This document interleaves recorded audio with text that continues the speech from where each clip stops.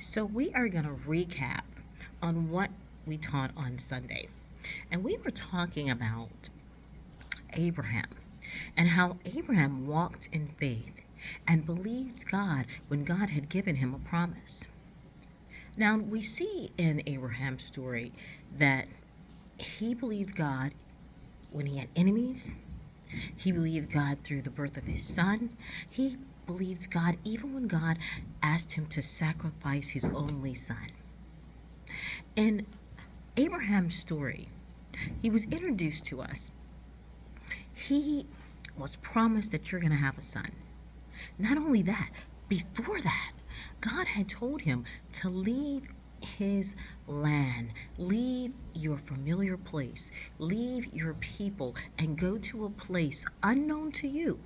But God knew where it was. And what did Abraham do? He left. He took his nephew Lot and he took his wife. And he went to wherever God sent him to go. And he didn't know where he was going. He was walking in faith that where God was taking him was going to be the place in which he was going to inherit this land. The Bible says that God told him to leave his familiar place, to leave his land, that he was going to be a father of nations, that through him, and Abram's like, but I don't have any kids. How is this going to be? How are you going to birth nations? Nations are going to come out of me? How is this going to happen? But he trusted God. Not only did he trust God in that, but he trusted God when it was spoken to him that he shall have an heir. Now here he is, in quite an old age, and God is saying, you're going to have a son. Sarah, even in disbelief, began to laugh at herself because she wasn't at the age of bearing. Now, this is how awesome this story is. Abraham waited 25 years for the promise of the son that God had given him.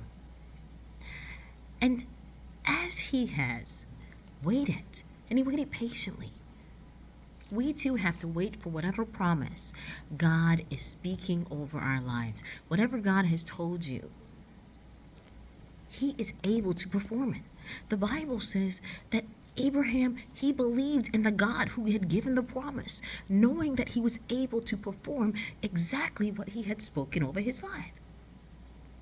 It wasn't going to be rocket scientists. It was, I believe the God who promised it to me. I believe that if he told me that this is going to happen, this is going to happen for me. And God did not fail him. In fact, the Bible says, because of that, because of his faith in God, it was accounted to him for righteousness. I'm saying to you that we have to believe when we can't even see it.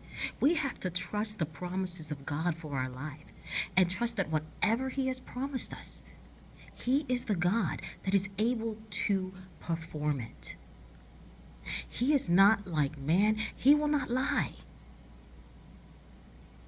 When God speaks something to you about you and your life, he's able to bring that thing to pass. So even though Abraham left his familiar place, left his country, went into a land that he was not familiar with, God called him out to make him a great nation.